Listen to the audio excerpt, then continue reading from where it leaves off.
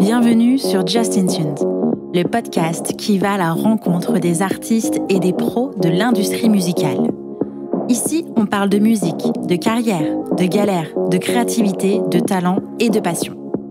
Je suis Justine, fondatrice du podcast et chef de projet pour les entreprises culturelles et projets créatifs. Chaque semaine, je me mets au défi de pouvoir vous partager un max d'infos et d'inspiration pour propulser vos projets. Je vous laisse et je vous souhaite une bonne écoute. Hello Marc. Coucou Justine. Tu vas bien ? Mais tellement bien. Heureux d'être là avec toi. C'est moi qui suis la plus heureuse, je t'assure. J'en perds ma voix aujourd'hui, ça y est, c'est fini. Alors, pour les auditeurs et auditrices, on est samedi, il est 11h et Marc est la première personne à laquelle je parle aujourd'hui. Voilà. Et c'est le cas pour moi aussi, Justine. Et crois-moi, il en faut de l'amour pour te parler un samedi à 11h. Car ce ne sont pas mes horaires. Je suis très contente de t'avoir aujourd'hui. Alors, sans plus attendre, est-ce que tu peux te présenter, s'il te plaît ? Bien sûr. Bonjour à tous. Je m'appelle Marc Weld. Je suis auteur-compositeur. J'habite à Paris. J'ai 44 ans. Voilà, très bon pédigré, le poil plutôt soyeux. Voilà. Pour un marié, je fais de très bons cookies et un moelleux au chocolat qui n'a pas son pareil. Voilà, je suis plutôt bon pâtissier. En gros, c'est ça, on va dire. C'est devenu une vraie marque de fabrique. Moi qui te suis sur Instagram, il n'y a pas une story sans pâtisserie, sans cookies, sans challenge de pâtisserie. C'est assez incroyable quand même. J'adore. Écoute, je trouve ça sympa. Ça va dans le sens de la douceur que j'essaie de partager avec ma communauté. Et je trouve ça cool de partager des recettes. C'est pas que je sois influenceur ou quoi, tu vois, mais c'est un truc qui m'a été transmis par la deuxième femme de mon papa, donc pas ma mère, mais ma belle-mère. Okay. Elle m'a initié à la pâtisserie quand j'étais tout jeune et j'y suis revenu, tu vois, j'ai pas pâtissé pendant très longtemps. Et j'avais un tout petit appartement et là, le fait de m'être un peu agrandi, ça m'a donné envie de m'y remettre. Ok. Alors, tu n'es pas juste pâtissier à tes heures perdues. Est-ce que tu peux me parler un petit peu de ton parcours, s'il te plaît ? Bien sûr. J'étais dans un collège-lycée où j'ai commencé le théâtre à l'âge de 10 ans. Ok. Donc, mes premières amours, c'est plutôt la comédie, en fait. Voilà, j'étais un petit garçon très introverti, très timide pour plein de raisons qu'on évoquera probablement plus tard. Et du coup, le théâtre a été très libérateur. J'avais 10 ans et demi. J'ai joué dans une pièce de Rabelais qui s'appelle Pantagruel. Ok. Voilà, j'ai joué le frère Saint-Jean des Entomeurs, tout te dire. Je me rappelle encore du nom. Exactement. Voilà. Et ça a été le début d'un truc vraiment important parce que j'ai compris que sur scène, en endossant un rôle, en jouant un personnage, je pouvais non pas me cacher, mais plutôt me révéler davantage et accepter qui j'étais. Ce qui est un peu étrange, on pourrait croire que c'est mettre un masque que de jouer, mais pour moi, c'était mettre un masque et me dénuder en même temps. Ok. Et donc, c'était fort comme expérience. J'ai commencé par le théâtre. J'ai joué pendant toute ma scolarité jusqu'à monter Le Père Noël est une ordure avec une de mes meilleures amies encore aujourd'hui qui s'appelle Élise. Ok. Je vais essayer d'être synthétique. J'ai passé mon bac. Le deal avec mes parents, c'était passe ton bac et une mention. Et si c'est le cas, tu peux passer des concours d'école supérieure de théâtre, c'est-à-dire le Conservatoire national, l'école de la Rue Blanche, etc. J'ai passé l'école supérieure d'art dramatique de Paris. Ok. Voilà, qui était une école gratuite sur 3 ans, etc. J'ai eu le concours. Je suis devenu élève comédien professionnel. Wow. Et ensuite, je ne vais pas tout développer, mais j'ai commencé à bosser à la télé en envoyant une lettre à Pascal Sevran, qui bossait sur France 2 dans une émission qui s'appelait La Chance aux chansons. J'ai été pris pour bosser chez lui. Puis, je suis devenu danseur de manière fortuite, mais très rigolote, en discothèque, etc. J'ai, pendant tout ce temps-là, toujours écrit, composé, voilà. Et finalement, j'ai chanté à Disney. Mais avant ça, j'ai quand même dansé pendant 12 ans avec plein d'artistes, Laurie, Garou, Ishtar, Danny Briand, etc. Et donc, finalement, il y a 6 ans, je me suis dit, je vais laisser pour l'instant un peu de côté l'actorat, je vais laisser de côté la danse, je vais exclusivement me consacrer à ma plume et à mes qualités de compositeur. Donc, ça fait vraiment 6 ans, on va dire, que je suis à fond dans ma casquette d'auteur-compo. Waouh, waouh, waouh. Ok. Par quoi on va commencer ? T'as vu, j'ai pas développé en me disant, elle piochera, on parlera de ce dont elle veut parler. Non, parce que c'est vrai que j'ai eu 50 suivis en une. Mais c'est ça. Alors, comment est-ce que tu as fait pour développer tes carrières à chaque fois ? Parce que tu lances quelque chose, tu y vas à fond, et puis tu repivotes, et puis j'ai pas la sensation pour autant que tu arrêtes une partie d'un métier pour passer à un autre. J'ai l'impression que tout est complémentaire. Mais comment est-ce que tu switches, en fait ? Alors, d'abord, tu as tout à fait raison. Je pense qu'il y a une interpénétration des métiers pour la simple et bonne raison que dans la vie, ta relation avec ta maman nourrit ta relation avec ton meilleur ami, qui elle-même nourrit ta relation avec ton banquier. Tout ça, c'est pas, rien n'est vraiment scindé et compartimenté. Il me semble, en tout cas, c'est comme ça que j'ai eu ma vie. Dans la condition d'artiste, je crois que c'est la même chose. Tu peux prendre un job d'été, admettons, être caissier pendant 2 mois et observer le comportement des clients. Et cette observation que tu vas faire du comportement des clients va pouvoir nourrir ton jeu d'acteur. Oui. Donc, je pense que c'est très important de savoir accueillir ce que la vie te propose. Et parce que tu accueilles, finalement, si ton objectif, c'est d'être heureux, de vivre de beaux moments, et que tu as quelques qualités pour les métiers artistiques, finalement, chaque chose va te nourrir. J'ai même envie de te dire, tout nourrit tout. C'est-à-dire que c'est même pas seulement le fait de danser qui va nourrir l'acteur que tu es, le fait de jouer qui va nourrir le chanteur que tu es, c'est que le fils que tu es va nourrir le compositeur que tu es. Enfin, tu vois ce que je veux dire ? Tout nourrit tout. Pour moi, la vie, c'est un grand mouvement, c'est un grand coup de pinceau qui ne s'arrête jamais. C'est pas je donne un coup sur un mur, je vais ailleurs, un autre petit coup de pinceau. Non, tout nourrit tout. Voilà. Et pour ma part, exemple, si je cite l'histoire de Sevran, je suis au conservatoire, je suis bien et pas bien. J'obtiens toujours les premiers rôles des pièces qui sont montées, etc. Mais je suis assez maltraité par un de mes profs qui trouve que non, j'étais sûrement trop, entre guillemets, trop joli garçon, trop commun, trop ordinaire. Je jouais bien, mais il m'avait dit, je me souviens, il est aujourd'hui très connu, c'est un réalisateur très connu. Et il me dit, écoute, moi, ça m'intéresse pas quelqu'un qui joue le miel et les abeilles sur scène. T'as pas autre chose à nous proposer? Parce que là, vraiment, on se fait chier quand même. Waouh. La claque. Ouais, c'était dur, quoi. Mais c'est une des techniques des metteurs en scène, de casser l'artiste, l'acteur, de le briser pour le reconstruire, pour mieux le reconstruire, ou le reconstruire à l'image qu'il souhaite voir. Moi, c'est pas une technique qui fonctionne. Voilà, à la manière forte, c'est pas mon truc. C'est quand même assez violent. Ouais, c'était super violent, vraiment violent. Et du coup, si tu veux, je voulais m'extirper de ça, mais je voulais terminer mes 3 ans quand même au conservatoire. Et du coup, j'ai écrit à Sevran un peu comme une bouteille à la mer. Je me suis dit, le milieu de la télé, je suis sûr que c'est fun. Je rêvais de télé. Je sais pas comment te dire. Depuis toujours, je regardais les émissions de Drucker, Foucault. Je voulais vraiment passer à la télé, quoi. Tu avais quel âge? Sevran, je devais avoir 20 ans. Ah oui, 20 ans, 21 ans. Oui, parce que j'ai passé mon bac à 17 ans. J'ai passé le concours de l'ESSAD, j'avais 19 ans, que j'ai eu. Et là, je devais être en 2e année de l'ESSAD. Donc, j'avais 20, 21 ans. Ouais. Donc, tout jeune. Et en fait, si tu veux, Sevran, j'y suis allé au culot, j'ai écrit une lettre. Et oui, j'ai vécu un autre temps où on envoyait encore des lettres. Je te parle ça, il n'y avait pas de mail. C'est con à dire, mais j'ai 44 ans. Il y a 24 ans, on n'envoyait pas de mail. Ah ouais, c'était des lettres. Donc, j'ai attendu impatiemment le coup de fil ou la lettre retour. Et finalement, c'est la secrétaire de Pascal Sevran qui m'a appelé en me disant, Marc, tiens-toi prêt, dans 3 jours, tu es avec nous, tu tournes. Il te faut 2 chemises et un pantalon. Et donc, si tu veux, voilà, la première expérience, c'est ça. Et l'expérience danse, j'étais en discothèque, j'allais danser tous les mercredis dans une même boîte. Et il y avait une soirée disco. Il y avait une danseuse sur un podium, on appelle ça une go-go danseuse, qui dansait. Elle était sublime. Moi, j'étais comme un hystérique en bas sur la piste en train de danser. Pour moi, c'était Fame dans ma tête. J'étais fou. Moi, je te jure, grand écart et touche tournoyenne. C'était Lucille, là. C'était Lucille et le bâton magique, là. Moi, j'étais complètement hystérique. En fait, j'ai été nourri aux comédies musicales, si tu veux. Donc, moi, en boîte, c'était libérateur. Et attention, boîte gay, moi, jeune gay, pas du tout assumé dans la vie. Mais je peux te dire que quand j'allais le mercredi au Scorpion, j'étais très assumé. C'est-à-dire que ah ouais, bah oui. Bah oui, c'était libérateur. Soir. Idem, elle vient. Et c'était mon soir, voilà, exactement. Elle vient me parler un soir et elle me dit bonjour. Je dis bonjour. Elle me dit écoute, je m'appelle Laurence. Tu t'appelles comment? Je dis Marco. Enfin, Marc même, parce que c'est elle qui m'a donné ce petit surnom. Elle me dit écoute, t'es danseur pro? Et là, Justine, moi qui ne mens jamais, mais jamais, je ne suis pas un menteur, je n'ai jamais menti de ma vie. Je sens que ce mensonge va m'être pas seulement utile, mais indispensable, crucial pour ma vie. Je dis oui, bien sûr. Oui, bien sûr. Elle dit bah, écoute, ça tombe très bien, j'ai un plan pour toi. Répétition demain, on répète 4 heures, on a un plan à Disney, super bien payé, machin. Donc là, j'angoisse, je dors pas de la nuit. Finalement, je te passe les détails. Elle se rend compte que je suis pas pro, mais que j'en veux. Elle me dit à la fin de la première répète, tu n'es pas danseur pro, mais tu vas le devenir. Je vais te former. Chaque répétition, tu resteras 2 heures après les autres. Et ça devient un peu comme dans Karate Kid. Elle devient mon mentor. Et grâce à elle, je me mets à danser pour tous les artistes de Paris et je deviens vraiment un bon danseur pour le coup. Donc voilà, et je te passe chaque histoire, Disney, machin. J'ai aussi joué dans une comédie musicale produite par Louvain, mise en scène par Gérard Pulicino, qui est le créateur de Taratata avec Nagui. Idem, ça a été une histoire géniale. Enfin, en fait, voilà, ce qui m'a fait switcher d'un des métiers à l'autre, c'est finalement, je crois, d'être dans l'accueil, d'être sympa, de rester ouvert à l'humain et de me dire, franchement, si tu as un taf de vacances et que tu dois récurer les chiottes, fais-le bien. Parce que peut-être dans les chiottes que tu récures, tu vas être tellement sympa et chantonner des petites chansons qu'un mec tomber sur toi, il va te dire, mais mec, je suis producteur, j'ai envie de faire un disque, tu as une belle voix. Enfin, je crois à ces histoires-là, en fait. Vraiment. Donc, J'ai l'impression que ça a quand même été jalonné de belles rencontres, en fait, à chaque fois. Mais incroyable. J'ai une chance inouïe, vraiment. C'est pour ça que j'aime beaucoup donner, partager. J'aime l'autre, en fait. J'aime les gens.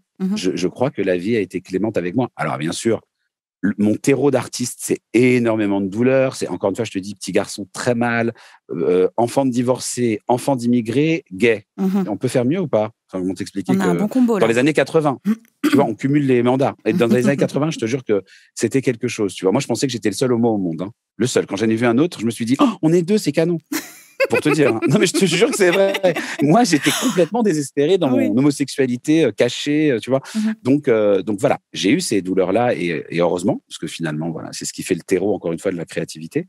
Mais sinon, oui, je trouve que la vie a été douce avec moi et clémente, effectivement. Une petite question me taraude par rapport à ce qu'il y avait écrit dans ta lettre pour Pascal Sevran.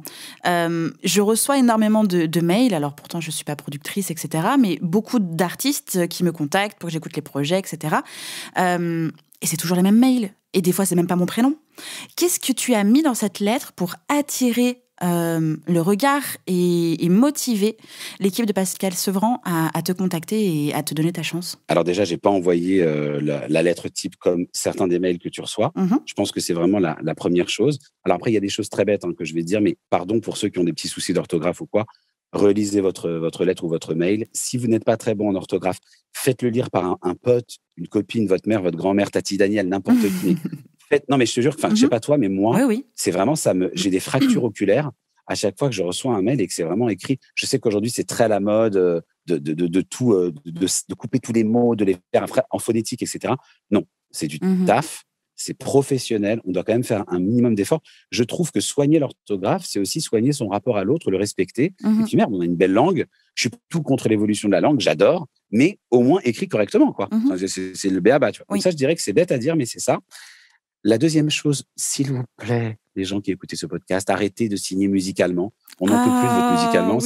C'est plus possible. On est au bout de notre life. C'est pas possible. Je l'avais oublié, Justine, celui-là. tu vas pas me contredire.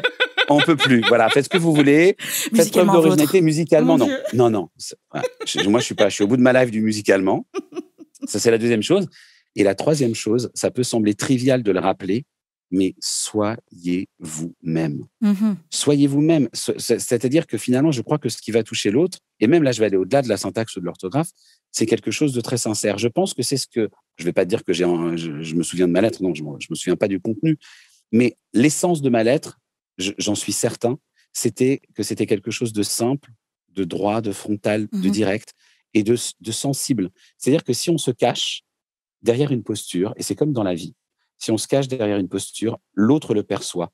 Peut-être qu'il ne l'entend pas de manière intelligible, mais son corps entier le reçoit. C'est ce qui fait que des fois, des gens nous paraissent antipathiques alors qu'ils n'ont rien fait. Mais parce qu'énergétiquement, ça ne matche pas. Oui, le message est brouillé. Et je crois que et je pense que dans un mail, bêtement, tu peux ressentir, tu peux dire, tiens, il est sympa ce mec, quand même, c'est sympa ce qu'il écrit, j'aime bien.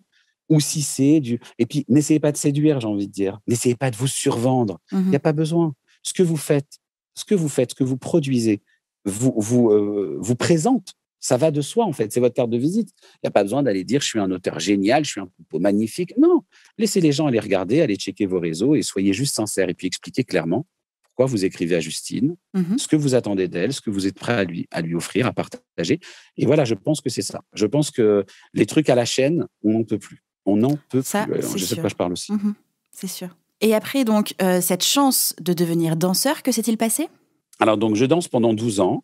Donc, je commence par Laurie, super expérience. Laurie, ultra gentille. Je danse pendant 1 an et demi avec elle. Je te parle de Laurie parce que ça a été vraiment parmi les artistes pour lesquels j'ai dansé, ça a été une fille très importante. D'abord parce que c'est la première artiste. Le premier artiste, c'est Yannick. Je mens. Le premier, c'est Yannick sur ces soirées-là. Et je sais que ça va parler à certains des auditeurs du podcast. Parce que ça a fait un gros tube quand même. Donc, je ne sais pas si toi, tu connais, Justine. Oui, j'étais en CM1 à cette époque-là. Et c'était la première fois que je montais sur scène pour la kermesse de l'école avec une chorégraphie et un petit groupe de copines sur cette chanson-là. Donc, tu étais petite. Oui, un petit peu. Voilà, ce qui prouve qu'on n'a pas le même âge. C'est pour ça que je l'ai dit à voix basse. Non, tu peux. Alors, tu sais, au niveau de l'âge, je suis tellement détente. J'adore mon âge, j'aime le temps qui passe, j'aime l'idée de vieillir et je n'ai pas peur de la mort. Donc, tout va bien. J'ai 44 ans et je suis très en place. Donc, Donc voilà, donc en fait, j'ai dansé et donc je parle de Yannick qui est le premier, surtout de Laurie qui est la seconde. Mais sans m'étaler, mais Laurie, voilà, elle a compté, c'était une jeune fille géniale, elle avait 17 ans, elle était toute fraîche et pour avoir des contacts encore, pas avec elle, mais en tout cas par le biais d'autres amis, je sais que c'est une artiste qui est restée toute douce et gentille et humaine.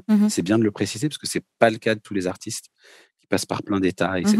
Donc voilà, c'est quelqu'un de très bien. Et en fait, quand j'ai commencé à sentir que ça m'amusait plus de danser, toujours ce truc de s'écouter. Tu connais ma fameuse phrase et surtout n'oubliez pas, restez connecté à votre cœur. Et franchement, j'ai senti à un moment donné que je n'étais plus à ma place. Voilà, je sais pas comment dire, le fait de me mettre au service des chanteurs qui parfois, même souvent, chantaient beaucoup moins bien que moi. Oui, parce que je t'ai pas dit, j'ai aussi été chanteur pendant quelques années. J'ai sorti plusieurs projets. C'était aussi une autre vie. Et du coup, je me suis dit, non, c'est plus possible. La plante verte derrière les chanteurs, non, c'est moi. Je veux la lumière. Cette lumière-là, je la veux. Pousse-toi dedans. Voilà, tu te pousses. Merci beaucoup. C'est ma place.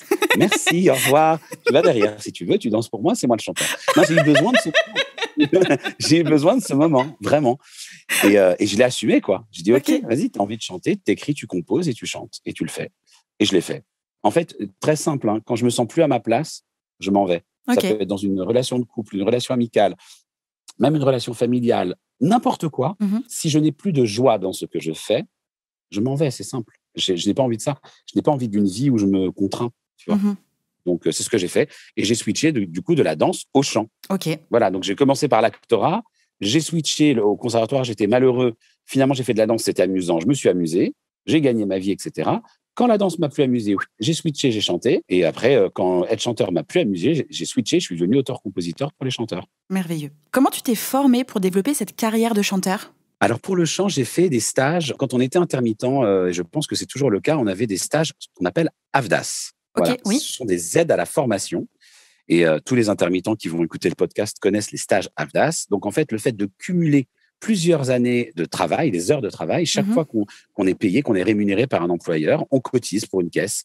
Et cette caisse-là, au bout d'un an, a une somme d'argent qu'on peut transformer en stage. Donc après, il y a des lieux qui sont agréés, à AFDAS. Il y a une liste, faut consulter la liste, c'est sur le net. Et donc, j'ai choisi le Studio des Variétés, qui était qui est toujours un super lieu de formation. Moi, que j'aime vraiment beaucoup. C'est un lieu que j'affectionne. Et j'y suis allé et je me suis fait former par beaucoup de profs de chant, des coachs vocaux qui étaient super. Je ne vais même pas dire beaucoup de femmes, que des femmes en vrai. Et sinon, j'ai bien sûr été formé plus petit au conservatoire municipal du 15e en solfège, composition et chorale. J'ai fait de la chorale dès l'âge de 7-8 ans, je pense, très très jeune. Et la partie, on va dire, business de la musique, comment est-ce que tu l'as appris ? Comment est-ce que tu commences à professionnaliser ton envie d'être chanteur ? Comment est-ce que tu t'entoures ? Est-ce que tu t'intéresses au contrat ? Comment est-ce que ça fonctionne ? Comment est-ce que tu crées ton projet ? Et ensuite, vers qui tu dois aller pour le faire écouter, le promouvoir, le sortir, etc. Je galère, comme tous les chanteurs. C'est compliqué. Non, mais c'est clair. Non, c'est compliqué parce que, attends, c'est super compliqué de savoir ce que c'est que les droits DRM, les droits DEP, à quoi ça sert un éditeur, pourquoi est-ce qu'un éditeur prend la moitié d'une chanson, c'est quoi écrire, c'est quoi composer, c'est quoi la SACEM, comment est-ce qu'on fait, on remplit un feuillet de répartition. Enfin, tout est quand même... C'est l'angoisse. Hello, on est en France quand même. Ça va pas être simple encore, non ? C'est de l'administratif. Déjà, tu es artiste, alors débrouille-toi. Voilà, tu vas pas te faire chier non plus. Non, mais ce que je veux dire, c'est que... On va pas te faciliter la vie. Voilà, l'administratif lié à l'artistique, c'est de l'administratif, sauf qu'il est appliqué à l'artistique. Donc, ça reste, pour comprendre ce que c'est que la DANI, comprendre ce que c'est que la Spédidam, etc., on va sur Internet. Par chance, quand j'ai commencé dans la musique en particulier, donc il y a 12 ans quand même, Internet, on était en plein dedans déjà, il n'y avait aucun souci. Donc, je me suis renseigné sur le net, j'ai lu beaucoup de choses, j'ai demandé à des gens, tout simplement, j'ai demandé, en toute humilité. J'ai acheté des bouquins à la Fnac, des gros bouquins jaunes, c'est comme des encyclopédies en mode INSERM ou quoi, c'est des trucs incroyables. Qu'est-ce qu'un producteur ? Qu'est-ce qu'un éditeur ? Et c'est vraiment des bibles, quoi. Il y a tout dedans. Donc j'ai acheté ça et voilà, entre lecture, Internet et demander aux gens, je me suis formé. Mais attends, j'apprends encore aujourd'hui. Il y a plein de trucs dans la musique. D'abord parce qu'il y a des jurisprudences, il y a des choses qui évoluent. Je te donne un exemple tout bête. Pour répartir une chanson, il y a encore 1 an, quand on était plusieurs auteurs, c'était une répartition égalitaire, c'est-à-dire un fair split. Si toi, Justine, tu faisais une chanson avec moi, je ne pouvais pas affecter à ta part un pourcentage précis. Admettons prendre sur 50%, 30 pour moi, 20 pour toi. On était tous les deux auteurs, on divisait en deux. Maintenant, depuis 1 an, on peut affecter des pourcentages précis, c'est-à-dire différents d'un auteur à l'autre. C'est pas t'es auteur avec moi. Si tu as apporté 2 phrases, je vais te donner 6%, par exemple. Je vais garder 19%. Donc ça, c'est une chose qui a évolué. Donc, il faut se renseigner tout le temps. Il y a encore des choses aujourd'hui que je ne connais pas et qu'on m'explique. C'est par l'expérience que tu apprends. Absolument. Et cette carrière de chanteur, elle commence comment ? Écoute, elle commence déjà, je chante à la maison depuis toujours. Je casse la tête de tout le monde. J'ai pas tellement d'aptitude de chant, je dois dire. Quand je me revois à l'époque et tout, je me trouve très mignon. J'ai beaucoup de tendresse. Je me dis, c'est drôle que j'ai cru quand même que je pouvais être chanteur. Parce que petit, si tu veux, le chant, oui, je chante pas mal, on va dire. Mais bon, j'étais pas... Non, pour moi, j'avais pas le X Factor, tu vois. J'étais pas genre, waouh, pas du tout. Mais j'y ai cru parce que j'avais des choses à raconter. Et du coup, je me suis dit un jour, quand j'étais à Disney, idem, j'étais plus joyeux. Plus de joie à Disney. Je me sentais pris dans une machine, mais un rouleau à compresseur. La vie d'entreprise, je me suis dit, vraiment, c'est vraiment pas pour moi. Tu as bien, là, tu as devant toi le truc. Voilà, non, c'est pas ça. C'est pas ça que tu veux pour ta vie. Et du coup, je me suis dit, je vais organiser un concert dans une grande salle parisienne. Donc, je me suis mis à envoyer des mails sans signer musicalement, je précise pour les auditeurs. Et je me suis dit, vas-y, trouve une jolie salle et tout. Et malheureusement, toutes les salles, genre La Cigale, La Boule Noire, le Bataclan, etc., impossible. Il faut savoir que c'est des salles, enfin impossible. Rien n'est impossible, mais il faut avoir ce qu'on appelle un tourneur. En fait, c'est pas toi qui va te payer la location, ou alors tu es très riche et c'est formidable. Moi, c'était pas mon cas. Donc, j'ai dû viser en dessous.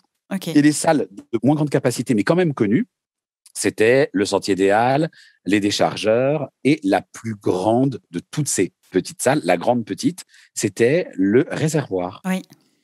Quand même, tenu par une femme qui s'appelle Mairie de Viveau. Plein de gens super connus sont passés là-bas, des beaux artistes, genre des Mathieu Chédid, des Sinclair, je crois même des Vanessa Paradis. Enfin, le Réservoir, il y a eu une grande période du Réservoir, quoi. Et c'est un beau nom et c'est une belle salle. Et du coup, j'y suis allé au culot, idem. J'ai trouvé des mails, j'ai trouvé le téléphone, j'ai appelé, j'ai rappelé, j'ai insisté jusqu'à trouver un deal avec la patronne. Et en fait, j'ai fait un concert sold out là-bas où on a refusé 70 personnes. Il y avait 320 personnes dedans. C'était plein à craquer. Et en fait, voilà, c'est comme ça que j'ai commencé vraiment à marquer le pas et à dire, voilà, je suis chanteur, je fais un concert. Et avant ça, si tu veux, j'avais construit mon répertoire. J'avais beaucoup de temps de libre à Disney. Plein de plages horaires où je bossais pas. Des fois, j'avais un premier show à 9h et le second à 13h. Et pendant ce temps-là, plutôt que de rien foutre, je me suis dit, optimise ton temps, quoi. Fais quelque chose qui te rend joyeux, ne te morfonds pas, ne sois pas juste là à te dire l'entreprise, c'est pas pour moi. Non, bosse, tu vois. Et donc, j'ai écrit mes chansons vraiment à Disney. J'ai construit mon répertoire là-bas pendant mon temps libre. Et sur ce concert-là, c'était tes titres à toi, alors? Ah oui, que mes titres. Moi, il faut savoir une chose, c'est que je suis très mauvais. Encore aujourd'hui, bon, là, sur mon profil Insta, souvent, je fais des petites reprises. J'arrive mieux à choisir les reprises qui me vont, à les mettre à ma tonage, je joue mieux de la guitare, etc. Mais en vrai, je suis pas trop un mec très fort pour les reprises.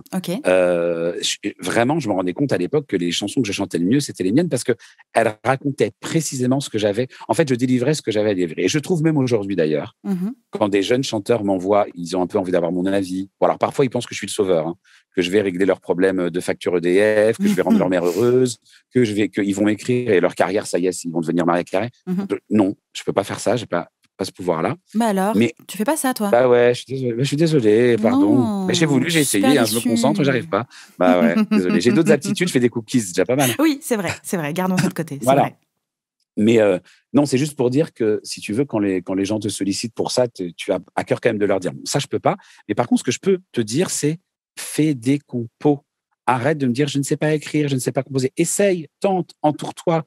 Mais il n'y a rien de plus intéressant, je trouve, que d'entendre ce que l'autre a de plus personnel et intime à délivrer. Tu peux instiller dans une cover, par exemple, All by Myself, Céline Dion, c'est pas sa chanson. De toute façon, elle écrit rien. Tiens, Céline Dion, très bien. Elle n'est ni autrice ni compositrice, et pourtant, elle instille dans toutes ses chansons quelque chose de tellement puissant. Elle recrée, c'est une recréatrice. C'est-à-dire qu'elle chante du Goldman, on entend que c'est Goldman, mais c'est du Céline. Donc, ça peut arriver. Mais vous vous engagez sur un chemin très, très, très ardu si vous êtes interprète pur, parce qu'aujourd'hui, la musique a muté. Et je pense que si vous regardez Angèle, autrice-compositrice, Clara Luciani, autrice-compositrice, Christine and the Queens, autrice-compositrice, Stromae, auteur-compositeur. Aujourd'hui, on est à l'ère des auteurs-compositeurs. Donc, il faut vivre avec son temps. Aujourd'hui, ça n'intéresse plus personne, un interprète pur. Donc, voilà. Je pense que c'est hyper important. Et donc, c'est ce que j'ai fait. C'est pour ça que j'ai créé mon répertoire, comme tu me posais la question. Oui, j'ai créé mon répertoire parce que je me disais, mais tout le monde va s'en foutre de voir Marc qui a une voix sympa, mais pas de ouf, chanter sur scène du Brassens, du Ferret et du Barbara. On veut entendre ce que lui a à délivrer. Et suite à ce concert, qu'est-ce qui se passe pour ta carrière ? Pas grand-chose. Okay. Je vais pas te mentir. Ça a le mérite d'être pas clair. Pas grand-chose. Super, merci. À part que je deviens... Non, mais je veux dire, à part que je deviens la star de Disney, c'est-à-dire qu'à Disney, dans les couloirs, c'est là où, en fait, j'ai vraiment... Écoute, c'était le plus beau moment de ma vie. Je vais te dire, Justine, j'ai vécu mon Olympia, j'ai vécu mon Zénith. En vrai, ce qui compte, c'est pas le nombre, et ce qui compte, c'est pas le lieu. C'est ce qui se passe, c'est la ferveur et ce qui est palpable, ce qui est dans l'air. Il y avait dans l'air quelque chose de oufissime. D'abord, j'avais commencé à poster mes titres sur MySpace à l'époque. Donc, il y avait quand même déjà sur les 15 ou 16 titres que j'ai chantés, le quart que les gens connaissaient. 4, tu vois. Donc, ça peut sembler rien, mais j'avais déjà mon petit tube qui s'appelait Les gens, que tout le monde a chanté. Enfin, c'était hyper émouvant, tu vois, de se dire, c'est fou comme grâce à MySpace, t'es un chanteur pas connu, t'es pas signé, rien. Et en fait, tu chantes tes chansons sur scène et les gens... il y avait quand même 300 personnes, quoi. Les 2 tiers, c'était Disney. Les 200 de Disney, déjà. Ah oui, j'avais mis des affiches, j'avais communiqué, j'avais saoulé. Je me demande si j'ai pas payé certaines personnes. Ah non, mais je voulais que la salle soit remplie. Ah non, j'ai donné des bonbons à la récré, je te jure, c'était trop drôle. Ma hantise, ça aurait été que ça soit vide, t'imagines ? Bien sûr. Tu étais là en train de pérorer, de dire « je fais un concert au réservoir » et tout. Il fallait qu'il y ait du monde, tu vois. Bien sûr. Et du coup, non, quand je dis pas grand-chose, c'est-à-dire que j'étais encore très naïf et tant mieux, c'était très joli, mais j'ai invité plein de gens du métier qui sont pas venus.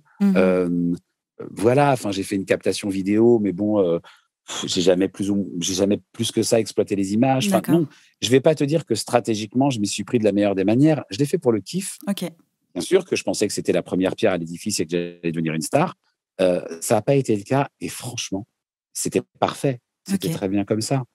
C'était pas grave. En fait, ce que j'ai vécu ce jour-là n'avait pas besoin d'écho ou de retentissement dans le futur. Le moment était là. Il a été magique. Et ça a été, encore une fois, c'est toujours le terreau dont je te parlais tout à l'heure. Le terreau, c'est pas ce que tu penses que ça va devenir, c'est ce que c'est à l'instant T où tu te vis. C'est ça le terreau. Le terreau, c'est pas ça va devenir une jolie fleur demain. C'est aujourd'hui. C'est une matière qui est belle, dans laquelle je me vautre et je m'allonge et je m'endors et c'est bon, c'est chaud, c'est riche, c'est un humus qui est riche et c'est ça la vie. La vie, c'est pas ce que ça va devenir, la vie, c'est ce que c'est tout de suite maintenant. Je trouve que les artistes, passent souvent à côté de leur vie et passent surtout souvent à côté de l'instant présent parce qu'ils sont perpétuellement dans l'anticipation. Ça sera mieux quand ? Mais non, c'est mieux tout de suite. Là, quand tu chantes à la foire aux asperges du TJ, c'est maintenant que c'est bien, devant 3 pelés que tu bouffes au barbecue. Mais oui, parce que Claudio Capéo, il est devenu Claudio Capéo. D'ailleurs, il n'est pas devenu, il l'a toujours été, mais c'est devenu cet artiste connu et exposé. D'abord parce que c'était sûrement son histoire et son destin. Donc, des fois, il y a des destins comme ça et d'autres qui ne le sont pas, il faut l'accepter. Mais surtout parce que quand il bouffait au barbecue d'à côté en chantant et en bouffant une saucisse de l'autre main, il kiffait. Il aimait Claudio. Il était heureux. Et quand tu es heureux et joyeux dans ce que tu dis, tout à coup, tu fais The Voice, tu rates au battle, mais tu es heureux. Donc, en fait, parce que tu es heureux, l'univers tout entier conspire à te faire obtenir ce que tu veux. Mais oui, complètement. Parce que tu es bien là où tu es. Les gens, ils envoient à l'univers un perpétuel message de frustration et de manque. L'univers leur envoie du manque et de la frustration, puisque c'est ce qui vibre. Mon Dieu. Alors, c'est pas que les artistes, c'est aussi les entrepreneurs que je côtoie, les entrepreneurs que j'accompagne. Waouh, de toute façon, c'est la même rengaine. C'est très difficile d'être dans l'instant présent quand on est en train de stratégiquement construire quelque chose en vue de, tu vois. Et c'est très, très difficile. Et pour autant, j'entends et je pense que c'est une bonne recette, en tout cas, pour vivre sa vie, en fait. On n'est pas là pour travailler dans l'espoir de pouvoir vivre sa vie. C'est qu'on vit sa vie et le travail doit faire partie de la vie, et tant mieux, et je l'espère pour les gens qui nous écoutent, que ce soit un travail qui plaît, qui peut être une passion, etc. C'est amen, quoi. Je partage ton avis. Voilà. Je partage ton avis. Et d'ailleurs, quand on parle de travail, c'est intéressant de se pencher quelques instants sur ce mot. On parle aussi de travail quand la pâte d'un gâteau, on dit qu'elle travaille. On dit qu'une femme qui va accoucher, elle est en travail. Ça veut dire quoi ? Ça veut dire que le travail, c'est pas seulement ce qui va être, c'est en ce moment. Ce que tu fais, ta pâte, elle est en train de gonfler, elle est en train de travailler. Le ventre de la maman, il travaille c'est une forme de gestation et qui fait que la maman, ça va être 4 à 12 heures. Parfois, une carrière, ça peut prendre 12 ans. Mais c'est pas grave. Apprécie ce moment-là. Oui, ça se fait dans la douleur aussi, mais et alors, le premier cri que pousse l'enfant, il se fait dans la douleur.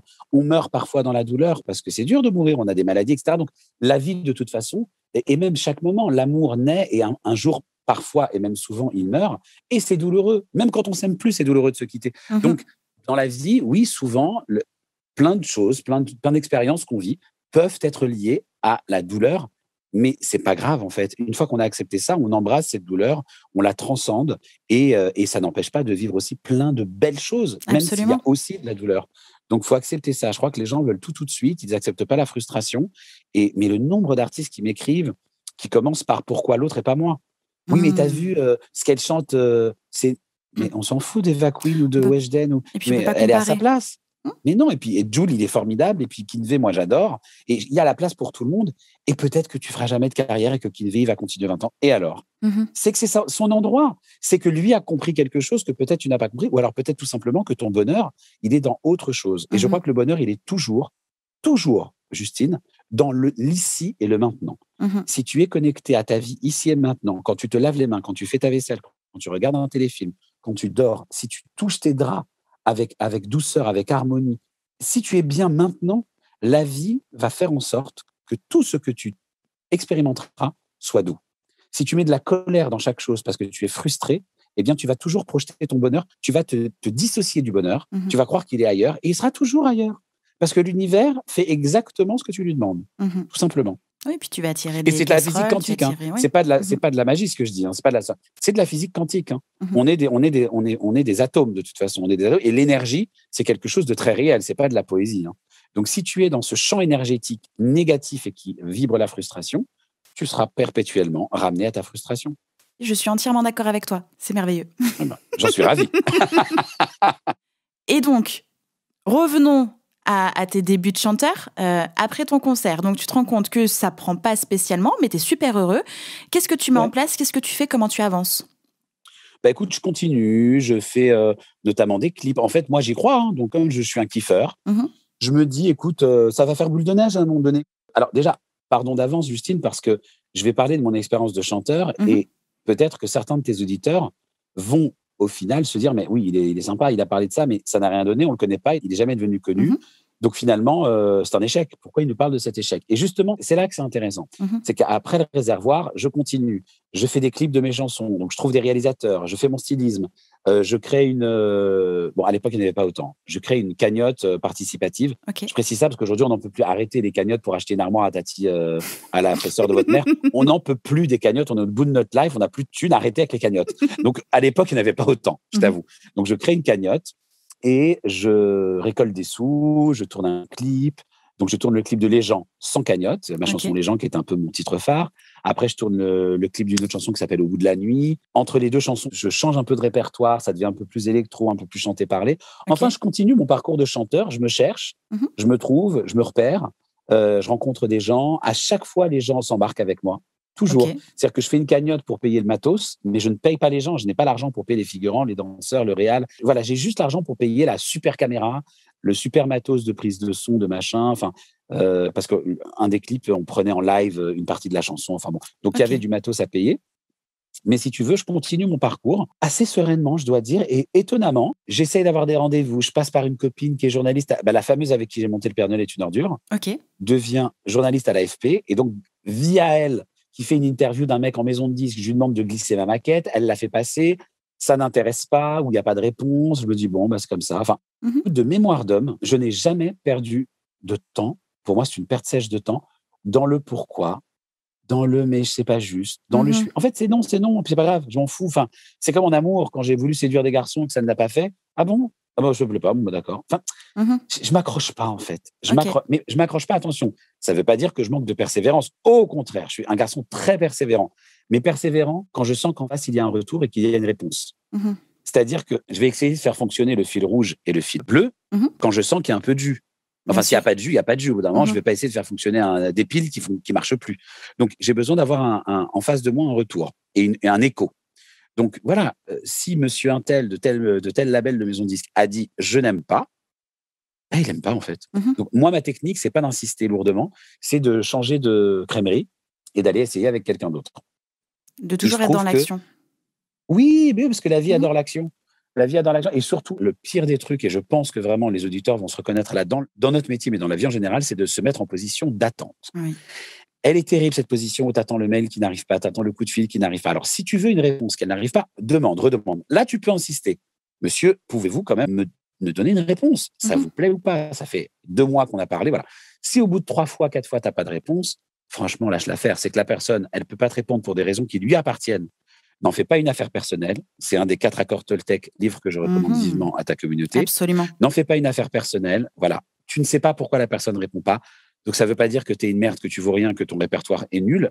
Elle ne répond pas. C'est juste l'info que tu peux prendre. Si elle ne répond pas, c'est hors contrôle. Trace ta route.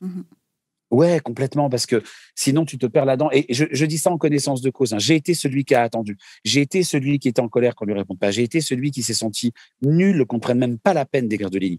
Et c'est pour ça que du haut de mes 44 ans, en toute humilité, je me permets de dire aux plus jeunes auditeurs, ne perdez pas d'énergie, parce que c'est une énergie folle qu'on dépense à se ronger les freins, à se dire, mais merde, pourquoi est-ce qu'on ne prend pas la peine de me le demander? Encore aujourd'hui, c'est un travail que je fais, Justine, de me dire, putain, quand même, on répond à un mail, quoi. Et là, je te parle de gens avec qui je bosse. Je te parle de directeurs artistiques de maisons de disques, je te parle de producteurs, de gens qui ont besoin de moi, qui ont besoin de ma pub, qui me sollicitent pour écrire pour des artistes. Ça m'arrive d'attendre des réponses qui n'arrivent jamais. Ben, je lâche prise. Je dis, franchement, c'est pas grave. La chanson, il ne me répond pas, tant pis, je la propose à quelqu'un d'autre. Et s'il revient vers moi, sans colère, je dirais, ah, désolé, bah ouais, mais ouais, elle était bien, hein. Ah, tu kiffes? Bah ouais, mais ça fait 3 mois, tu vois. Donc, du coup, non, je l'ai proposée à quelqu'un d'autre, elle est sur l'album. Et c'est comme ça. Et c'est pas une leçon en mode de revanche. Ces gens-là ont aussi quelque chose à apprendre du fait qu'ils ne répondent pas ou pas dans les temps. Donc voilà, moi, j'ai appris ma part de l'enseignement. Toi, tu apprendras ta part de l'enseignement et la prochaine fois, peut-être tu répondras plus vite. Absolument. Sans colère, tu vois. Absolument. Et ensuite Eh ben ensuite, écoute, donc j'essaye, je fais plein de choses, je sors des clips, etc. Ça dure tout le temps de Disney, donc ça dure. Oui, tu travaillais en parallèle encore. Ouais, moi je bossais, j'étais pas heureux, mais j'ai quand même rencontré mon meilleur ami à Disney, qui s'appelle José, je l'appelle Dadou. Je lui fais des gros bisous là parce que je sais qu'il va écouter ce podcast. Sur Insta. Oui, mon Dadou, c'est la personne qui m'inspire le plus. Entourez-vous de gens inspirants. Entourez-vous de gens dont vous pouvez vous dire secrètement, oh, j'aimerais lui ressembler. Secrètement ou pas secrètement d'ailleurs. Moi, José, c'est ma boussole. Je dis toujours, c'est mes murs porteurs, c'est ma boussole, c'est mon cap, quoi. C'est quelqu'un d'extraordinaire qui était marionnettiste sur le même spectacle que moi à Disney. C'est la plus grande rencontre de ma vie. C'est simple. La première, c'est ma maman, qui est ma plus belle rencontre. Et la deuxième, c'est José. C'est vraiment mon mur porteur avec ma mère. Encore une fois, c'est intéressant ce qu'on dit. C'est-à-dire que Disney, je l'ai mal vécu. Vie d'entreprise, gens très carriéristes, coup de coude, pia dans le dos. J'ai mal vécu. Mais d'abord, il y avait des avantages certains, plein d'avantages au sein de la boîte. On était quand même choyés. Moi, en tant que chanteur, j'étais vraiment choyé. Et j'ai fait des rencontres de malade mental, quoi. C'est-à-dire que José, c'est incroyable comme rencontre. J'ai rencontré une autre fille qui s'appelle Karine Ribert, qui est actrice, chanteuse, avec qui j'ai fait des duos à l'époque que les gens adoraient. Donc, et d'ailleurs, un des duos, je l'ai sorti en duo moi-même avec Elisa Tovati il y a 3 ans. Ça s'appelle toujours la même histoire. Ouais, c'est rigolo, ouais. Donc, pour te dire que tout mène à tout. Donc, en fait, même quand vous êtes dans une situation où l'expérience vous semble ardue, rude, chaotique, dites-vous que du chaos naît les étoiles, comme dit Nietzsche. Et donc, il y a toujours quelque chose de bon à apprendre de toute expérience. Donc voilà, l'époque Disney, je fais mes chansons, je chante, je vais être chanteur. Et finalement, j'arrête de bosser à Disney parce que j'en peux plus. Je craque. Je fais mon petit craquage au bout de 5 ans. Donc, on est en 2013. Et là, je me dis, chanteur, est-ce que vraiment... Enfin, je commence à être un petit peu en perte de vitesse. J'arrête pas de chercher. On me dit que c'est trop chanson, on me dit que c'est pas assez moderne. J'écoute beaucoup les gens, j'écoute trop les gens. Je veux toujours être celui que je ne suis pas. Je m'en rends compte. Je crois que Stromae arrive à ce moment-là et je me dis putain, mais c'est ça que je veux faire. Enfin, moi, je suis un Stromae en puissance. Pour te résumer artistiquement, ce que j'aime chez un artiste, c'est la singularité, l'atypisme. Pas forcément faire du moderne ou du vieux, on s'en fout, mais proposer quelque chose dont on se dise putain, mais il y a que lui là. Mark Weld, il n'y en a pas 2, c'est lui. Et en fait, à force de vouloir être un autre, j'étais jamais moi-même et je n'étais jamais dans les chaussons de ma singularité, de mon atypisme.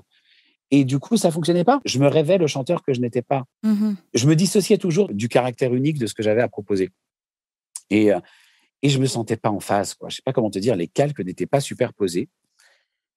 Et j'étais trop dans l'ego pour accepter même l'idée que mes chansons soient chantées par quelqu'un d'autre. Parce qu'on m'a déjà dit, mais Marc, t'écris super bien et tout, vraiment. Tu sais, ma plume a toujours été vraiment mon arme fatale et létale, j'ai envie de dire. Genre, j'étais petit, j'avais 19 en rédaction, j'ai passé le bac français, j'ai eu je ne sais quelle note. Enfin, vraiment, le bac, je l'ai eu avec mention grâce au français et aux langues, pardon. J'ai eu 19 en allemand. Enfin, vraiment, les mots. Tu sais, ça aussi, c'est important à dire aux auditeurs. Sachez localiser là où vous brillez, là où vous excellez. Absolument. On peut tous faire plein de choses, mais il y a un truc au sujet duquel on sait au fond de soi que ce truc-là, on se démarque. On met tout le monde à l'amende. On est canon là-dedans. Ça peut être le chant, ça peut être la danse, ça peut être le pouvoir oratoire, ça peut être le jardinage, n'importe quoi. Mais tu te dis là-dedans, je peux miser sur l'excellence dans tel domaine. Et dans tel autre, je suis bon, mais je suis pas excellent. Et dans tel autre, je suis un peu nul. Voilà, faut se le dire, faut être honnête avec soi-même. Et donc, à partir du moment où j'étais en perte de vitesse en tant que chanteur, je me suis dit, pourquoi pas s'ouvrir un petit peu? Essaye pourquoi pas t'ouvrir à ça, d'écrire peut-être pour des gens. Déjà, de commencer à écrire avec des gens. OK. Et là, qu'est-ce qui débarque dans ma vie? Nazim Khaled. Et oui, OK. Vraiment, vraiment, vraiment, Nazim Khaled, c'est la success story dans toute sa splendeur. C'est quelqu'un qui a grandi à Saint-Étienne, qui est né à Marseille. Je ne vais pas faire l'historique de Nazim, mais en tout cas, c'est quelqu'un, on lui a vraiment pas donné la carte. OK. C'est-à-dire, il est très intelligent, il a fait des études, c'est quelqu'un qui a toujours beaucoup lu, mais rien ne prédisposait ce Stéphanois, Marseillais de naissance, tout à coup d'arriver sur Paris et de devenir aujourd'hui l'auteur-compositeur en vue, le mec qui a écrit 30 hits, qui est capable de en plus, c'est un chanteur formidable. Enfin, oui, vraiment, le mec, il est, comment dire en anglais, il est vraiment gifted, quoi. Il a eu les dons, mais il n'a pas eu la carte. Et sa place, il se l'est vraiment, je te dis, vraiment, il a creusé à main nue avec ses ongles, hein, vraiment pour obtenir cette place-là. Et donc, il fait partie des gens qui m'inspirent, hein, en tête. Okay. Alors, pour des raisons particulières. C'est vraiment sur le côté jusqu'au boutiste, opiniâtre, persévérant, business. Il est incroyable, quoi. Et puis, générosité, parce que voilà, Nazim Khaled, ça a été la pierre angulaire. C'est quelqu'un qui a passé un concours qui s'appelait « Je veux signer chez AZ ». Encore une fois, montrer aux éditeurs que passer des concours, faites des tremplins, rencontrez des gens, soyez dans l'accueil. Je passe ce concours un peu comme une dernière chance. Voilà, Valérie Zetoun, boss du label AZ de chez Universal. Il avait à l'époque Chimène notamment, il avait Amy Winehouse aussi sur la France, ou l'Europe même d'ailleurs. Et en fait, il fait un concours, premier concours de ce type sur Internet. On était juste après les pop stars, Starac, Nouvelle Star, etc. Et il s'est dit, je vais décliner le concept sur le net. Donc, il fallait envoyer une vidéo.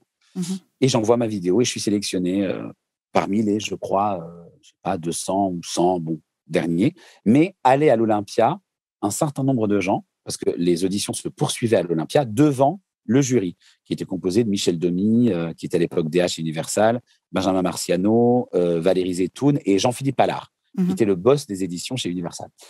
Et je ne suis pas pris pour aller à l'Olympia. Mais chacun des participants a accès aux vidéos des autres, parce qu'on poste ça sur Facebook. Il y a une page dédiée qui s'appelle « Je veux signer chez AZ ». Et moi, parmi toutes les vidéos que je regarde, je tombe sur la vidéo de Nazim Khaled. Et je me dis, waouh, il chantait, je me rappelle, il était assis au bord d'une fontaine à Saint-Étienne, il chantait dans ma rue une chanson de Féfé. Bienvenue dans ma rue, juste une allée d'aléa, pas d'avenir. C'était vraiment une trop belle chanson que j'adorais. Il la chante super bien, un flow de malade et tout. Et en fait, je contacte Nazim, qui lui continue les auditions pour Je veux signer chez AZ. Lui est allé beaucoup plus loin que moi. Mais du coup, je le contacte sur MySpace, je pense sur Facebook directement à l'époque.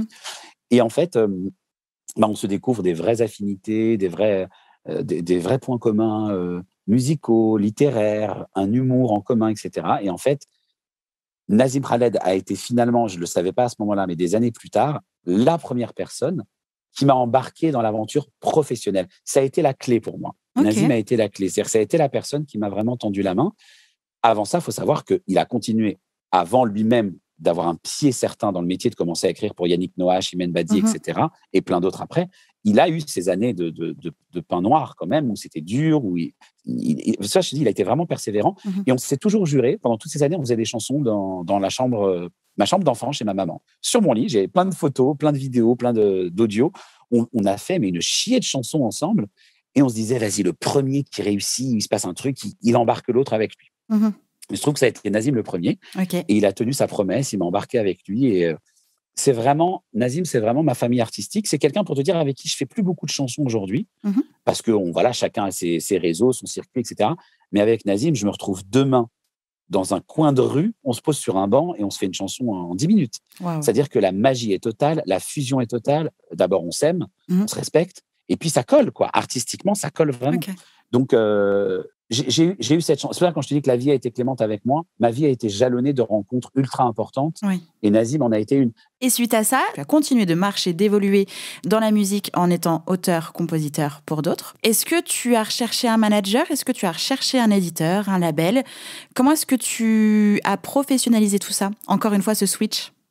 Eh bien, encore et toujours Nazim. Le jour, en fait, où en 2016, Nazim me téléphone, on est le 1er janvier, et il me dit, mon Marco, ce que je peux te souhaiter en 2016. Et moi, ça faisait 2-3 ans que je le voyais nager comme un petit guppy dans l'eau, trop heureux de faire ce métier, de gagner des sous, d'être exposé, de côtoyer les artistes. Et je me disais, mais c'est fou ça, on s'est fait une promesse, mais Nazim, leur tourne là, c'est mal, embarque-moi.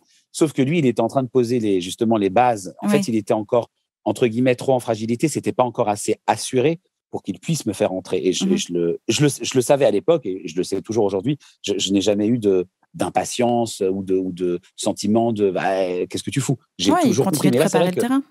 Il préparait le terrain pour nous, pour lui. Enfin voilà, et c'est normal de penser à soi avant de bien penser à l'autre. Mais c'est vrai que là, en 2016, moi, j'étais un peu en galère. J'avais fini de bosser à Disney depuis 3 ans. Ok.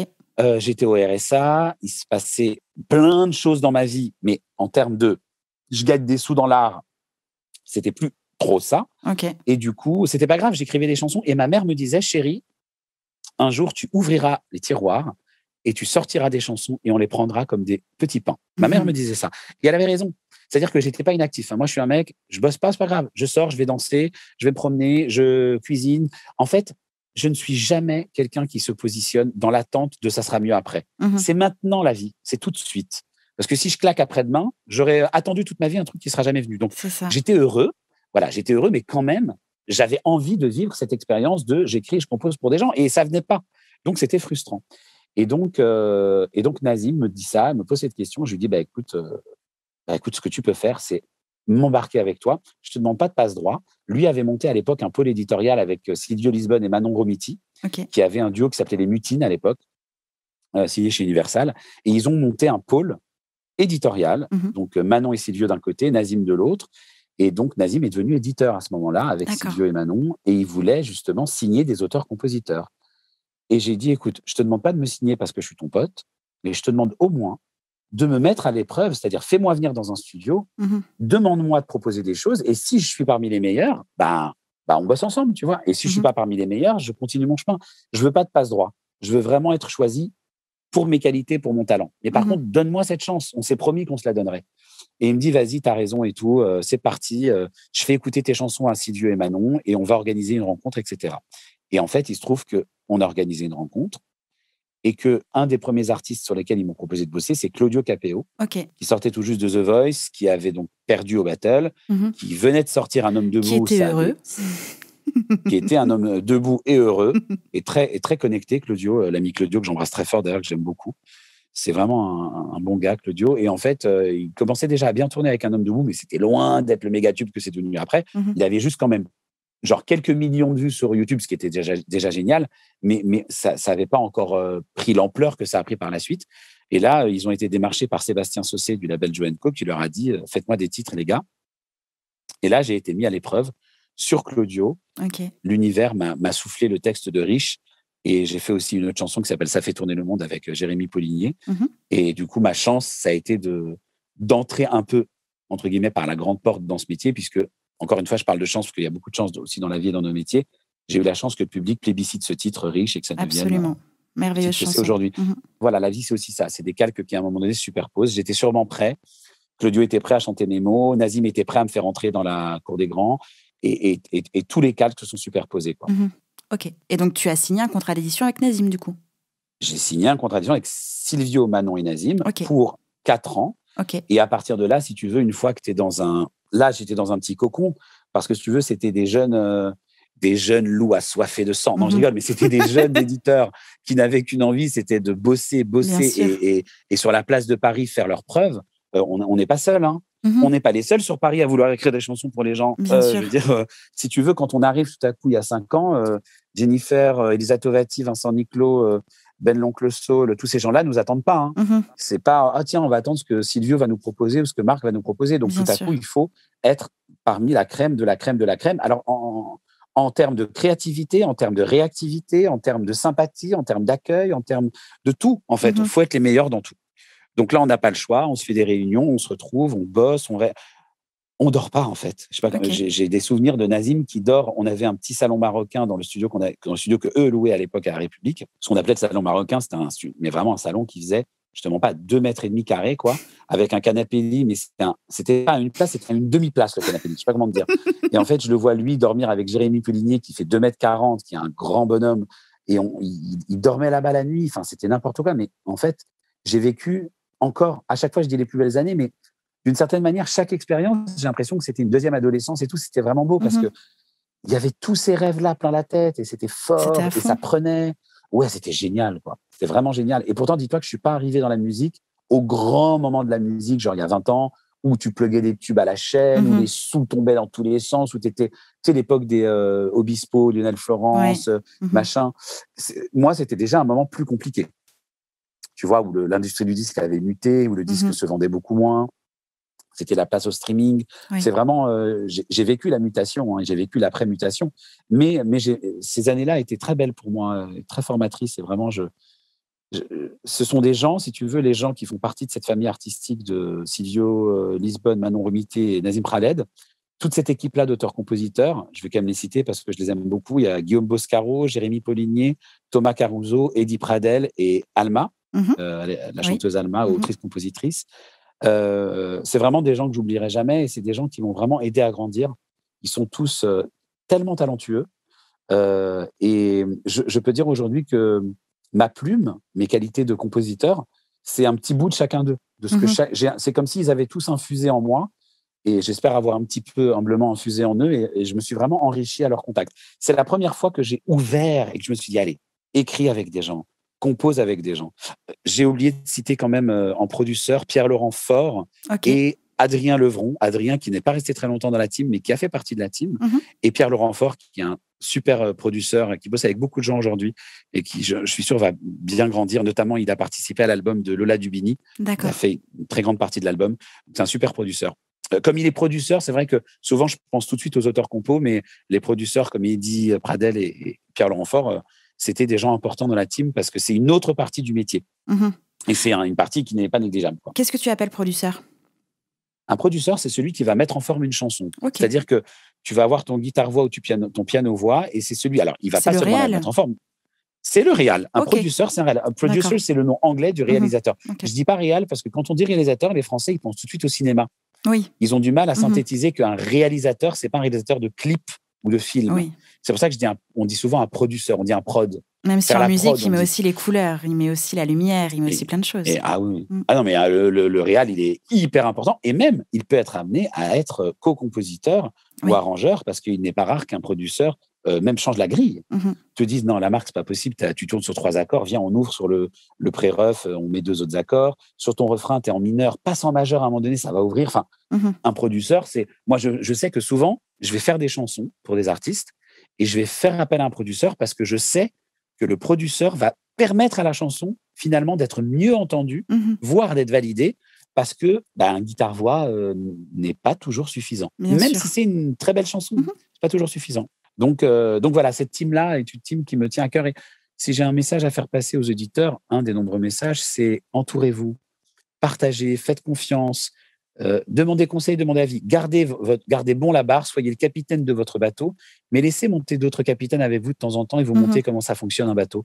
Parce qu'on est vraiment plus riche de ça et on voyage peut-être moins vite parce que le bateau est plus rempli, il y a plus de gens sur le bateau, mais on voyage beaucoup plus loin. Oui. Parce que s'il y a une panne, il y a d'autres gens qui sont là pour vous aider et pour prendre le relais de la barre si vous fatiguez.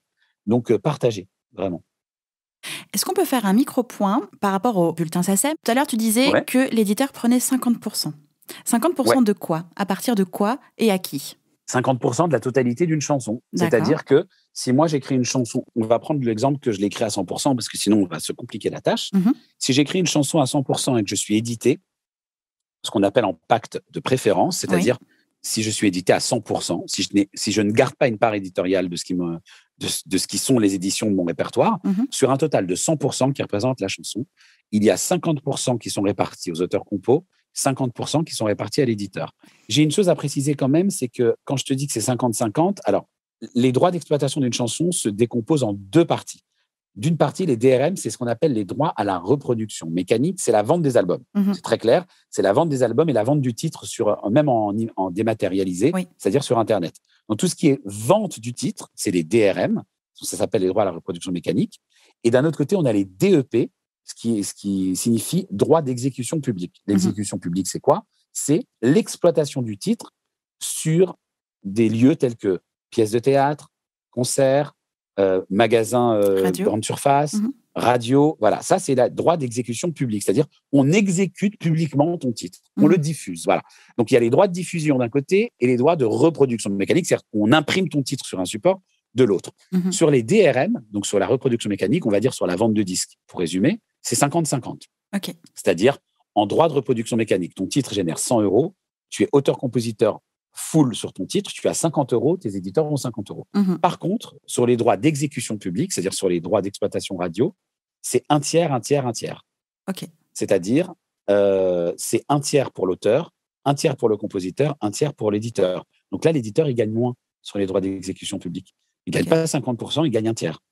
Donc en gros, si tu es auteur-compositeur full sur une chanson qui génère 100 €, ton éditeur sur les passages radio va gagner sur les 100 € 33,33 €. Oui. Et toi, en tant qu'auteur-compositeur full, tu vas gagner 66,66 €. Effectivement, il faut avoir une idée claire, précise de comment ça fonctionne. Parce que, alors moi, j'avais déjà vu ça, enfin, voilà, il n'y avait pas de souci. Mais si tu baignes pas dedans toute la journée, tu peux facilement te planter, faire des boulettes et laisser passer des trucs, quoi. Et donc, un artiste, auteur-compositeur, par essence, il a ses droits d'auteur et ses éditions. Exactement. Est-ce que c'est intéressant pour lui de garder ses éditions ou est-ce que c'est intéressant d'avoir un éditeur qui va diffuser, sécuriser, promouvoir, faire entendre, développer le titre?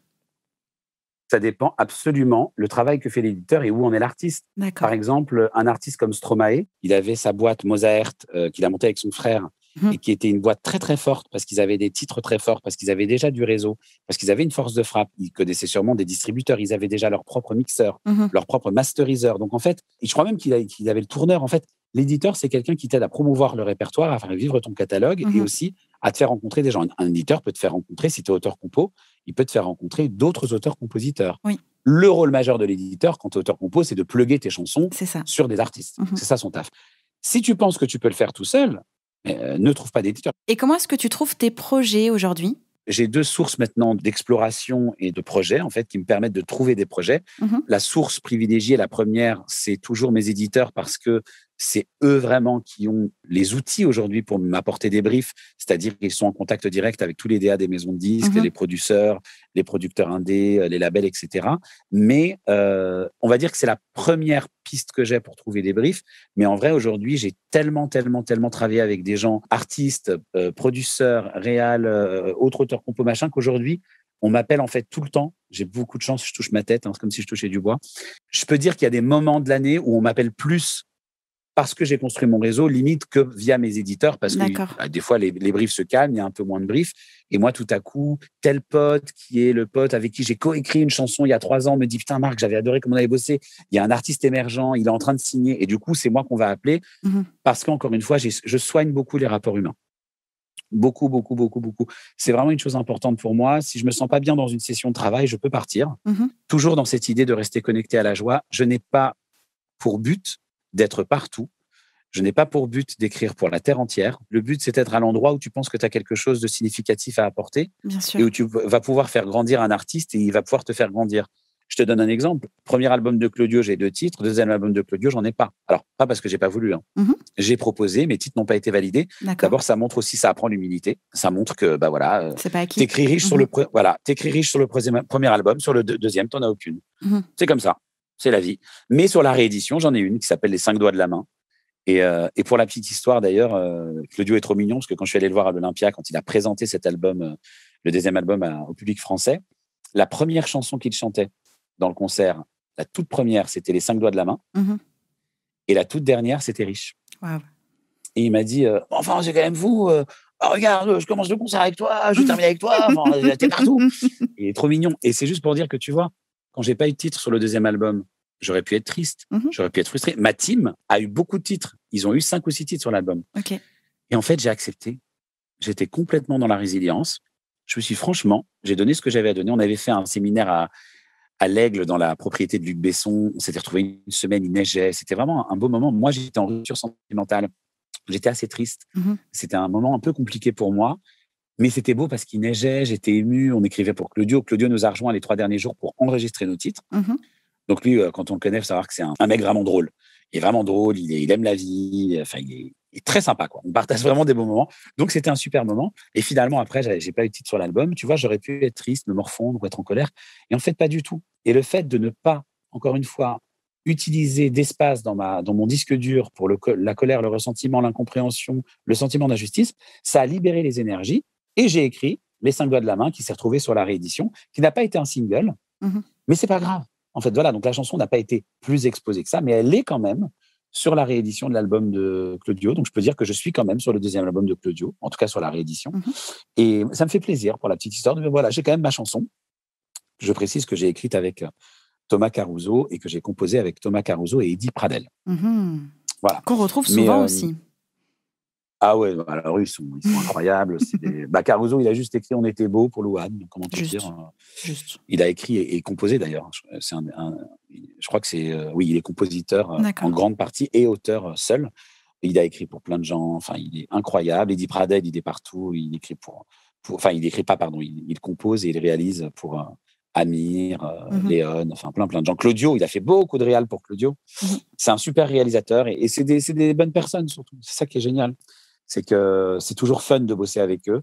Et pour moi, ça compte énormément. Je veux que les choses se fassent dans la détente, la bonne humeur. Moi, Justine, tu sais, je dis toujours que je peux demain être fleuriste. Vraiment, j'adore les fleurs. Je peux être vétérinaire, faire une formation. Ça ne me fait pas du tout peur. Je peux ouvrir un petit food truck et vendre des cookies et des moelleux au chocolat. Je ne fais pas de la musique pour me faire du mal. J'avais une question par rapport aux chansons. Est-ce que tu écris et proposes ou est-ce que parfois, ça t'arrive d'être avec un artiste et tu comprends ses mots, son univers, et tu écris par rapport à ce que tu as entendu, vu, ressenti. Comment est-ce que tu t'adaptes ? Est-ce qu'il y a un fonctionnement plus que l'autre ? Alors, il n'y a pas de recette, il n'y a pas de fonctionnement type. Par contre, c'est très, très, très, très souvent la deuxième option et très, très, très rarement la première. D'accord. Je vais te résumer. Je suis incapable d'écrire des chansons en me disant « ça ira ou ça ira », je la fais. Incapable. Sauf quand j'ai une sorte d'appel divin, c'est-à-dire tout à coup, je fais un titre, mais là, je le fais en 10 minutes. Genre, je sais que le titre, il cartonne. Je ne sais pas comment dire, ça peut paraître prétentieux, mais j'ai une sorte, c'est comme si Michel Berger me soufflait des mots, quoi. Je ne sais pas comment dire. J'écris une chanson et je me dis, waouh, mais attention, ça m'est arrivé 3 fois dans ma vie. C'est très rare. Et cette chanson-là, je me dis, elle peut quasiment aller à n'importe qui. Genre, elle est tellement universelle, elle est tellement forte, il se passe un truc. Il y a un truc qui se passe. Mais ça, je te dis, c'est très, très, très, très rare. Okay. Je suis en quasi état de transe hypnotique et je fais un titre dont je me dis, mais putain, Céline Dion veut la chanter comme Pani, comme Patricia Cass, comme Angèle, comme Clara Luciani. Genre, elle est intemporelle. C'est entre guillemets comme si alors, j'ai pas du tout cette prétention, mais c'est comme si tu écrivais l'hymne à l'amour, tu te dis, putain, ça parle d'amour, c'est tellement joliment écrit, c'est tellement beau, c'est tellement pur, c'est tellement simple que c'est ça. Oui. En sachant en toute chose proportion gardée, je n'ai pas du tout la prétention de dire que j'ai écrit l'hymne à l'amour. Mais tu sais, des chansons où tu te dis, voilà, quoi, c'est vraiment, il y a le truc, quoi. Elle pourrait coller à tout le monde. Quoi, voilà. Donc ça peut m'arriver. Mais en règle générale, ce que j'aime, c'est bonjour, je suis Justine, j'aimerais que tu me fasses des chansons. Coucou Justine, qui es-tu ? Et là, tout à coup, Justine me parle de sa vie, de ses traumas, de son parcours, de son histoire. Et je vais écrire sur la maman de Justine qui a traversé des moments difficiles, qui a souffert parce qu'elle a vécu ceci, cela. Donc, ta mère, c'est la pierre angulaire de ta vie. Je vais écrire une chanson sur ta maman. Tu vas me parler de tes ruptures. Je vais parler de rapport amoureux. Tu vas me dire que tu adores les couleurs, n'importe quoi. Tu es quelqu'un qui aime les couleurs, ce qui est coloré. Je vais écrire une chanson sur la vie en couleurs. Enfin, tu vois. Donc, ce qui m'intéresse, moi, c'est que l'artiste ait l'impression que j'ai trempé ma plume dans son cœur pour délivrer ces mots-là. Et d'ailleurs, Claudio, une des premières choses qu'il m'a dites, je parle de lui parce que ça a été vraiment le premier artiste qui a popularisé une de mes chansons. Sur la péniche, quand on a fêté le double platine de son disque, de son premier disque, il m'a dit, écoute, faut que je te dise, je suis embêté, les gens viennent me voir, ils me disent, waouh, t'as écrit Riche, mais qu'est-ce qu'elle est belle, comment tu l'as écrite? Je suis un peu mal à l'aise quand même. Et je lui dis, mais Claudio, mais c'est pas mal à l'aise. Enfin, moi, je suis ravi que les gens croient que tu l'as écrite, cette chanson, tellement, ça veut dire que vraiment, j'ai réussi à coller. Tu aurais pu l'écrire. Je veux dire, en fait, je lui ai dit, elle t'appartient. C'est plus... Et d'ailleurs, je vais te dire, quand je vais au concert et que 300, 600, 1000, 3000, 10 000 personnes reprennent Riche en chœur, il n'y a rien dans mon ego qui se satisfait de on chante ma chanson, c'est la mienne. Pas du tout. Je suis hyper ému pour Claudio. Je me dis, mais il est trop mignon, comment il porte mes mots, c'est trop beau. En fait, il y a un côté, mais ça, je crois que c'est chez tous les auteurs compos, enfin, en tout cas, j'espère, il y a un truc dissociatif qui se fait très vite. C'est-à-dire que c'est comme si tu donnais ton enfant à adopter. Du coup, c'est plus. En fait, tu le regardes de loin et tu te dis, c'est mignon, sa maman, elle est trop chouette. Belle, il grandit, c'est trop. Voilà, c'est trop chouette. Mais en fait, tu n'es pas du tout en mode, c'est moi qui l'ai élevé. Non, c'est pas toi qui l'as élevé, tu l'as donné à adopter. Donc, en fait, tu l'as pondu, mais tu l'as très vite donné à Donc, il y a un côté cordon ombilical coupé. Je suis plus du tout le parent de cette chanson. Alors, évidemment, c'est moi qui touche les droits SACEM, je sais qu'elle est moi. Mais ce qui est rigolo, c'est que ça peut créer des frustrations chez l'entourage. Par exemple, ma maman, elle a pu être triste par les raccourcis faits par les journalistes. En mode Riche sort. Et comme Nazim Khaled est un nom qui est très, très en vue et très connu, le journaliste va dire, d'ailleurs, c'est arrivé dans Chart in France, pour ne pas les citer, Riche, écrit et composé par Nazim Khaled. Et là, tu es là. En fait, non, je suis l'auteur, en fait. Voilà. Mais moi, je m'en fous, parce que moi, je le sais. Moi, ce qui compte, c'est la vérité. Je m'en fous qu'on le dise. Enfin, je n'ai pas besoin qu'on... Moi, mon ego, il va bien, en fait, tu vois. Mais là, ta mère va te dire, mais c'est abusé quand même. Ça n'a rien à voir avec la personne qu'on cite. C'est te dire, tu as un nom qui est plus connu que le tien, donc il phagocyte tout, ça fait chier, tu vois. Bien sûr. Moi, je m'en fous.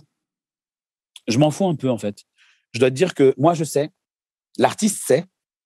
C'est l'essentiel. Non, ce qui m'ennuierait, c'est qu'un artiste croit que c'est Tartampion qui a écrit une chanson, alors que c'est moi. Non, j'ai besoin quand même que l'artiste sache que ce sont mes mots. Enfin, c'est la moindre des choses quand même. Mais l'artiste le sait toujours. Enfin, tu vois, il n'y a jamais de mauvaise surprise à ce niveau-là. On dit toujours à un artiste, c'est Mark Weld qui a écrit cette chanson. Donc ça, il n'y a pas de souci, tu vois. Absolument. Donc c'est toujours la deuxième option. J'ai besoin de rentrer dans les chaussons de la personne pour qui j'écris et j'ai besoin de personnaliser le texte parce que c'est en fait moi ce qui m'émeut, Justine, c'est quand l'artiste explose de rire ou pleure ou est interloqué, me regarde dans le studio et me dit mais mec, comment t'as compris ça quoi? Ça m'est arrivé avec Oshi notamment où sur le premier album on a je pense à cette chanson Je pense à toi que j'ai faite avec Nazim Khaled où Oshi a dit mais c'est pas possible enfin et on passait beaucoup de temps à parler elle et moi j'ai vraiment truffé le texte de plein de choses de sa vie. Et c'est ça que les artistes... Mais encore aujourd'hui, je peux te dire, petit tips que je donne aux auteurs compos qui nous écouteraient, c'est pas bien, je donne mes clés. Mais non, mais en vrai, renseignez-vous sur les artistes pour lesquels vous écrivez. Arrêtez d'écrire à la chaîne des trucs standards qui pourraient aller à tout le monde. Personnalisez vos textes, quoi. Personnalisez-les. Faites des recherches. Moi, je fais un boulot de stalker. Au studio, on m'appelle le stalker, d'ailleurs. OK. Voilà. Parce que voilà, pour moi, c'est important de faire ce travail. Ah ouais. Je fais un travail de recherche, mais vraiment un travail chirurgical, Justine. Ce qui m'intéresse, c'est d'aller sortir le mot, la phrase sortie de telle interview où tout à coup, je vais me dire, il n'y a que moi qui vais écrire cette chanson. Parce que évidemment, on s'en fout. Je peux tout à fait dire ça aux auteurs compos aujourd'hui. On va tous focaliser sur un mot différent et il y a de la place pour tout le monde. Donc, n'ayez pas peur, faites-le, faites des recherches, écoutez. Et puis, des fois, ce n'est pas forcément quelque chose que l'artiste a dit. Parfois, c'est juste un regard, une attitude, une réaction à une question, je me dis, là, ça a gratouillé. Elle n'a pas aimé Lara Fabian quand on lui a demandé poser une question sur son père. Ça veut dire qu'il y a un nœud. OK, je suis secrète sur mon père. Je vais écrire sur son père. Tu vois, ce n'est pas forcément un truc que l'artiste dit. Bien sûr. Ça peut être un regard, ça peut être un silence. Comportement. Un silence peut m'inspirer. La posture, il y a plein de choses. Ouais, exactement. OK. Waouh. Tu parlais des droits d'auteur et c'est comme ça que tu vis. C'est grâce à tes droits d'auteur, majoritairement. Exactement. Okay. C'est grâce à mes droits d'auteur-compositeur, et même on peut le dire exclusivement aujourd'hui. Okay. Je vais me diversifier un petit peu là parce que j'ai envie aussi de faire plein de choses. J'ai envie de lancer aussi mon émission parce que j'aime les gens et ce que tu fais là, moi j'adore le faire. J'adore interviewer. Je suis passionné par la matière humaine, les parcours des gens, donc j'ai envie de monter mon émission. Mais en tout cas, aujourd'hui, ma source principale et même quasiment unique de revenus, c'est ma plume et mes qualités de compositeur. Ouais. C'est mon métier d'auteur compo. Et donc, tu as mis combien de temps à vivre de ta plume? Entre le moment où tu as switché, donc en 2016, et à aujourd'hui, à quel moment ça a commencé à prendre et où tu as commencé à toucher ton travail? Comme je te l'ai dit, j'ai eu beaucoup de chance. le troisième brief qu'on nous a proposé, c'était Claudio Capéo. Et ça a vendu 800 000 albums. Donc, je ne vais pas te mentir, je n'ai pas attendu si longtemps que ça. On va dire qu'il faut que les gens sachent, et pas qu'ils s'en étonnent, qu'il y a un temps de latence entre le moment où une chanson est déposée à la SACEM et le moment où il y a eu ce qu'on appelle le décompte des droits par la SACEM. La SACEM, qui est l'organisme qui gère les droits des auteurs, compositeurs, éditeurs de musique. Et donc, elle récolte tout l'argent qui a été généré par l'exploitation d'un titre. Donc, on va prendre Riche en exemple. Riche est chanté par Claudio. Donc, Riche est sur l'album de Claudio. Donc, il y a eu des ventes de l'album. Ça fait des sous. Riche passe à la radio, ça fait des sous. Riche passe à la télé, ça fait des sous. Riche est chanté sur scène, ça fait des sous. Toute cette somme-là, on va lui enlever 15%, qui sont les frais de fonctionnement SACEM. À partir de là, il va rester une certaine somme qu'on va répartir entre tous les ayants droit, c'est-à-dire les éditeurs d'un côté et les auteurs-compositeurs de l'autre, arrangeurs, etc. Et on va te donner, il y a 4 répartitions par an. La SACEM te rétribue en janvier, avril, juillet et octobre. À chaque répartition, des droits différents. C'est-à-dire, il y a une répartition, c'est les droits de l'étranger et les droits cinématographiques. Une répartition, c'est les droits des concerts. Une répartition, c'est plutôt la vente de disques. Voilà. Donc là, je n'ai pas en tête à chaque répartition, mais ça, tu vas sur le site de la SACEM, les gens trouvent très facilement à chaque répartition. C'est pour ça que généralement, nous, on est content de la répartition d'avril, pardon, pas du tout justement, de janvier et de juillet. Les grosses répartes pour un auteur-compo, c'est souvent janvier et juillet. Je pense que ça doit être les répartes des ventes de disques et de concerts et de radio. Tu vois. Et les autres, ça doit être droit à l'étranger, télé et cinéma. Tu vois, des trucs genre on a peu de droits qui tombent, quoi. Et donc moi, il s'est passé, pour te répondre plus clairement, environ une année, je pense. À partir de 2017, j'ai dû commencer à toucher des droits. Donc ça a dû prendre entre 1 an et 1 an et demi. Vous étonnez pas. En fait, le but quand vous êtes auteur-compo, c'est d'écrire un maximum. Pourquoi ? Parce qu'il y a une sorte de turnover. À force d'écrire, vous avez tel artiste qui va vous rapporter à tel répart, tel autre à tel répart, et au bout d'un moment, vous touchez tout le temps de l'argent. Alors moi, j'en suis pas au niveau d'un Nazim Khaled qui, lui, a écrit énormément de titres, de très belles chansons, il a fait des tubes, il a fait des classiques, il a tout fait. Donc lui, c'est quelqu'un qui, je pense, doit générer beaucoup de droits parce qu'il a écrit vraiment, je te dis, les 20 tubes des 10 dernières années. Donc moi, c'est loin d'être à ce niveau-là, mais je commence petit à petit à générer des droits réguliers. Et en fait, le but, c'est ça. Le but, c'est pas faire des réparts à 50 000 euros et après à 0 euros. C'est de faire quelque chose d'un peu régulier, tu vois. Donc, que ça soit 5 000 euros ou 10 000 euros ou 15 000 euros ou 3 000 euros, ce qui compte, c'est d'essayer de faire régulièrement la même somme. Bien sûr. Pour pouvoir avoir un niveau de vie, pas se croire riche à un moment donné et puis après pauvre. Parce qu'attention, chaque répart sanctionne 3 mois de travail.